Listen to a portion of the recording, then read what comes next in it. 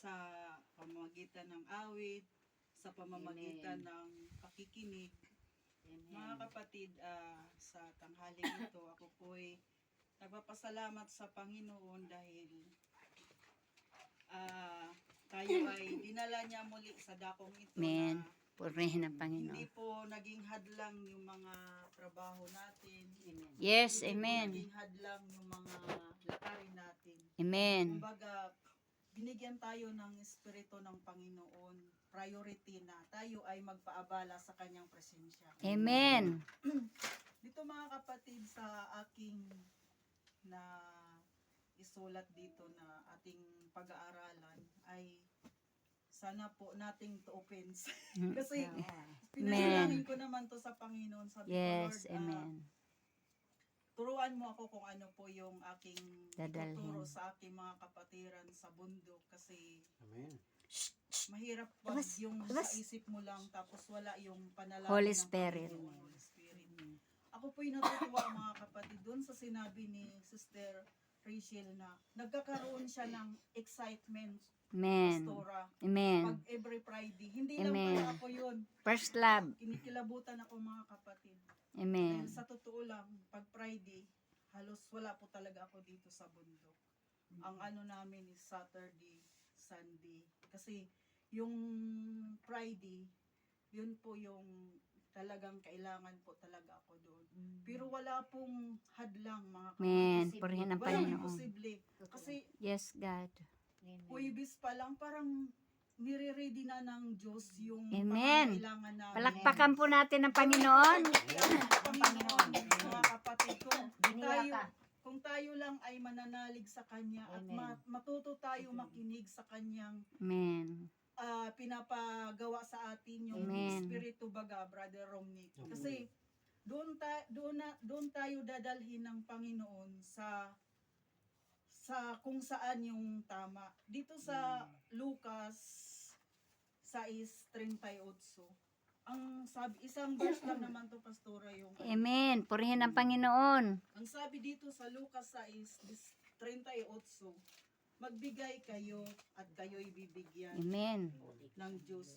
Di ba mga kapatid, dito pa lang talagang Yes. ramdam mo na yung Espiritu ng Panginoon. Amen. Kabutihan niya.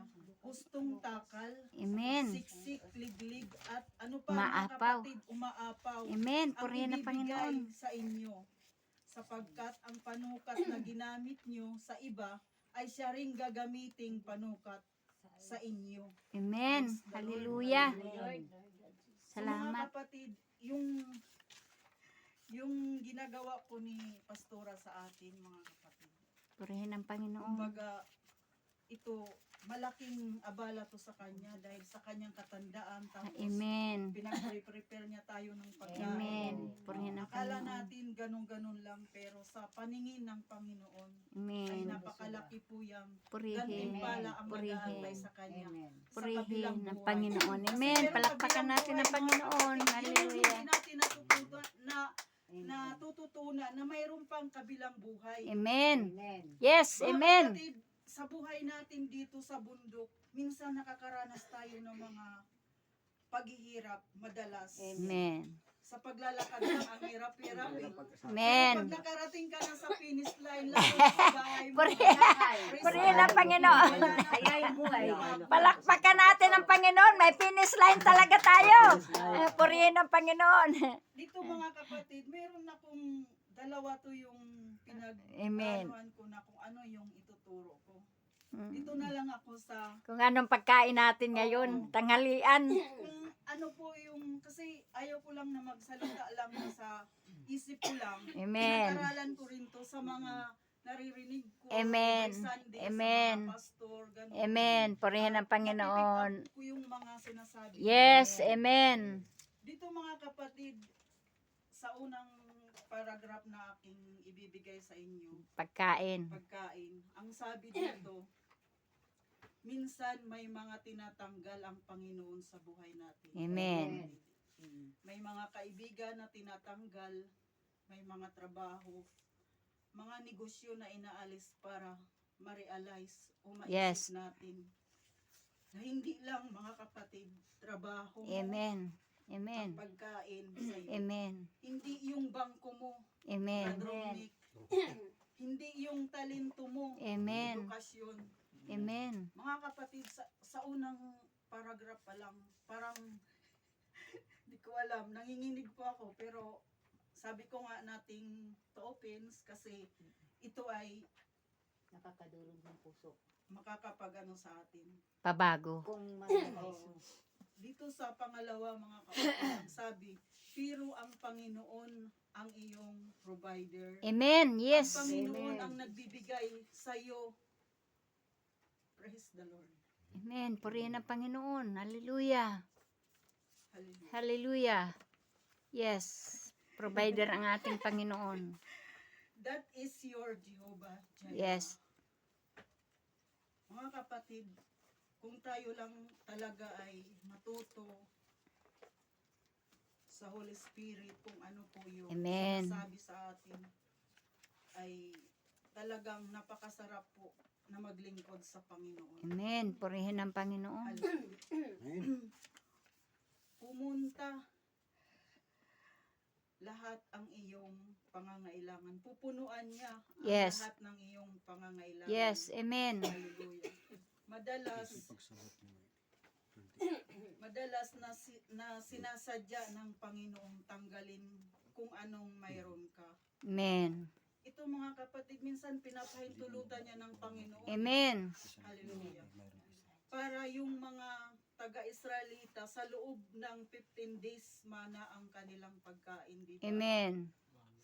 Hallelujah. Pagdating nila sa promised land, tinanggal ng Panginoon ang mana. Amen. So, minsan, pag inano sa atin ng Panginoon, mga kapatid, yung trabaho natin, doon Yes. natin marirealize kung gaano ka ba talaga kasincere sa Amen. Panginoon. Amen. Purihin ang Doon Panginoon. mo masasabi kung tutuloy ka ba o Hindi. magpapatuloy. Amen. Kasi kung magpapatinag ka mga kapatid sa mga ganong-ganong lang mga pananalita, ay mahina po kayong Kristiyano. Amen. Dahil ang matatag na Kristiyano mga kapatid, ang dami dyan sa karakter ng Bible na ultimo Amen. niya, hinandog niya sa Panginoon, Brother Romnick, Amen. hindi sa nag-alinlangan. Amen. Di ba? Hinandog niya. Amen. Biro mo ikaw yung tatay, tatanungin ka ng anak mo, tay, para saan ba yan yung Oo. sugnog na Yung, yan? yung Praise panggatong. the Lord. Dahil Hallelujah. siya walang alinlangan sa Panginoon, ginawa niya yun. Wala siyang takot eh, wala siyang pangamba. Kundi Amen. nandun yung pagiging tatay niya eh. Kaya mga kapatid, ano man po yung mangyari sa atin sa lugar na to, tuloy lang po tayo. Amen. Purihin ang Panginoon. Nasa ano pa tayo eh, nasa sanglibutang ito. Talagang Amen. yung mga bagay na yan ay nariyan lang yan. Yes. Hindi Amen. yan Palakpakan natin ang pinapahintulutan ng Panginoon. Panginoon, mga kapatid, kung hindi natin kakayanin. Yes. Kaya, Amen. ang masasabi ko na kung ano man yung mga sitwasyon, kalagayan natin dito, ay pinag-pray ko sa Panginoon na Lord, bigyan mo po ang bawat isa sa amin ng burden. Ng Yes. maging mabuting kapitbahay, Amen. Purihin ang Panginoon. maging mabuting kaibigan. Yes. Kasi Amen. sabihin natin, kasi si Kuan hayaan mo na lang si Kuan. Amen. Kasi ganun talaga eh. Amen. Purihin ang Panginoon. Ganun talaga Pakinggan, eh. hayaan. Amen. Purihin ang Panginoon. Tapos dito mga kapatid, saan ba ako?